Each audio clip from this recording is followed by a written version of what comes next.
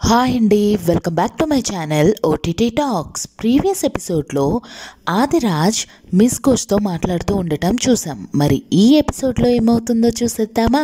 పదండి.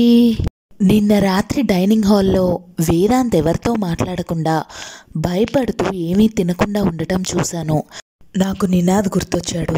నేను వాణ్ణి కలవటం కోసమే వచ్చాను, కానీ వాడు నా వల్లనే ఇక్కడికి రాలేదనిపిస్తుంది. నేను ఎలాగైనా వాడితో మాట్లాడి తీరాలి. ప్లీజ్ హెల్ప్ చేయండి మిస్ ఘోష్, ప్లీజ్ అని అడుగుతాడు ఆదిరాజ్. తన ఫుల్ నేమ్ ఏంటి అని అడుగుతుంది మిస్ ఘోష్. నినాద్ రామన్ అని అంటాడు ఆదిరాజ్. మొత్తానికి అనుకున్నది సాధించేశారు. ఎమోషనల్ స్టోరీతో నన్ను పడగొట్టేశారు. యు గుడ్, రండి వెళ్దాం అని అంటుంది మిస్ ఘోష్. మరోవైపు కబీర్ సార్థక్ దగ్గరకు వచ్చి, సార్థక్ లోపల ధ్రువ్కి కట్టుకడుతున్నారు, త్వరగా వెళ్ళు అని చెప్పేసి అక్కడి నుంచి వెళ్ళిపోతాడు. సార్థక్ లోపలికి వెళ్ళాక ధ్రువ్ని చూసి, మిస్, ధ్రువ్ ఏమీ చేయలేదు అని అంటాడు. కానీ అక్కడే ఉన్న వేదాంత్ తన వైపే సీరియస్గా చూస్తూ ఉండటం వలన ఏమీ మాట్లాడకుండా అక్కడి నుంచి వెళ్ళిపోతాడు. మరోవైపు రజత్ ఆ చెయ్యి నొప్పితోటే సుయాష్ని వెతకటానికి వెళ్తాడు. కానీ ఎక్కడా కనిపించడు సుయాష్. వాళ్ళ ఫ్రెండ్స్ అందరూ ఆడిటోరియంలో ఉంటారు. రజత్ వచ్చి, గాయస్, ఇక నా వల్ల కావట్లేదు, వాడు ఎక్కడా కనిపించట్లేదు అని అంటాడు. మాలవిక, ఈ టైంలో ఎక్కడికి వెళ్ళి ఉంటాడు? దేవ్, ఒకసారి తనకి కాల్ చేసి చూడు అని అంటుంది. దేవ్ కాల్ చేసి, నెట్వర్క్ ఇష్యూ ఉన్నట్టుంది, కలవట్లేదు కాల్ అని అంటాడు. నాన్సీని చూడటానికి వెళ్ళాడేమో అని అంటాడు రజత్. అలా అయితే మనకి చెప్పి వెళ్ళాలి కదా అని అంటుంది మాలవిక. రిలాక్స్ మాలవిక, తన బదులుగా ఇంకెవరైనా యాక్ట్ చేయగలరేమో ఆలోచించు అని అంటాడు దేవ్.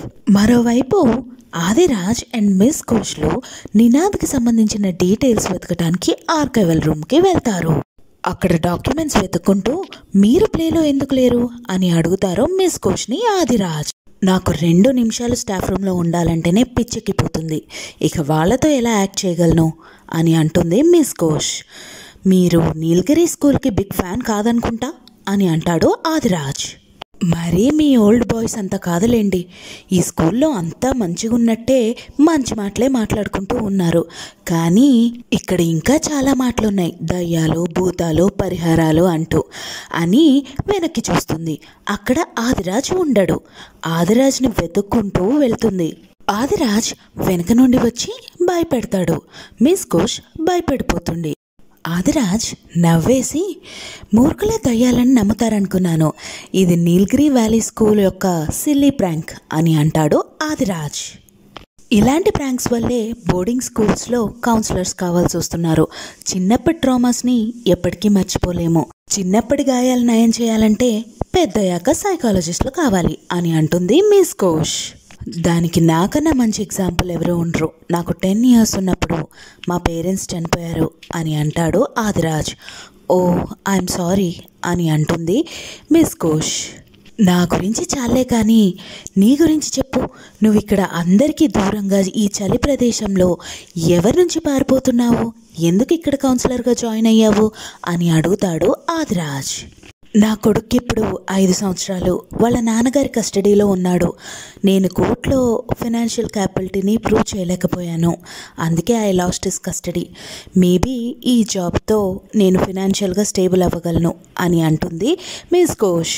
తర్వాత ఏం జరిగింది అనేది నెక్స్ట్ ఎపిసోడ్లో చూసుకుందాం. ఇలాంటి ఎపిసోడ్స్ మీకు ఎన్నో కావాలి అనుకుంటే నా ఛానల్ని సబ్స్క్రైబ్ చేసుకోండి. Thank you so much for watching.